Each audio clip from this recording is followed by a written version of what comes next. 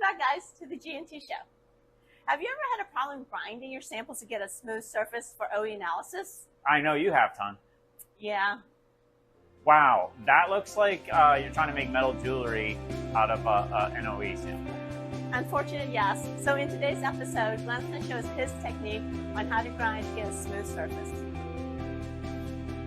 Okay, so I'm standing here by our grinding wheel. You guys should have something similar like that in your lab if you do it manually. And this is Ton's sample. Now, this is a little bit extreme where she's got all these different facets as if she's trying to create a diamond out of metal, right?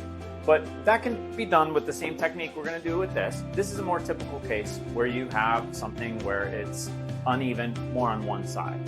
Okay, so what we have here is a copper plate. We like to do this because this is a thing that we can use to cool down the sample after we've ground it. And what I'll do is I'll put the sample on flat. And if you see if I rotate this around, you'll see that there's a side with no gap and then a side with a gap. And that's pretty clear what side has the gap. So we'll go to the deepest side and you can even kind of rock the sample back and forth. So what you want to do is if we want to grind an even surface, we want it at the plane of that gap. So I'll rotate it to this side and then I'll put my hands, okay, so that I know where to grip to push down on the back side.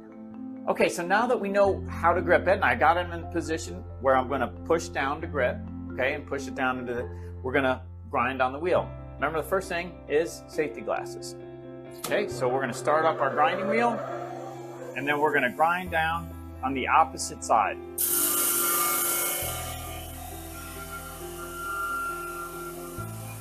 Okay, so you're going to do this a couple passes, and you're going to keep seeing how you're improving. You can see it's already improving. And then each time you're going to come back to the copper plate and you're going to see how good it is. And again, make sure you see where you're going to grip next.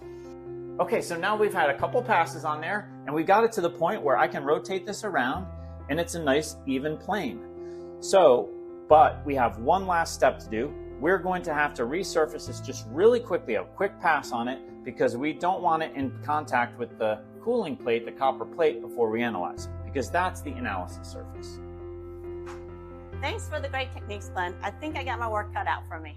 All Hope right. you enjoyed this episode, and we'll see you next time. And remember to click the like button.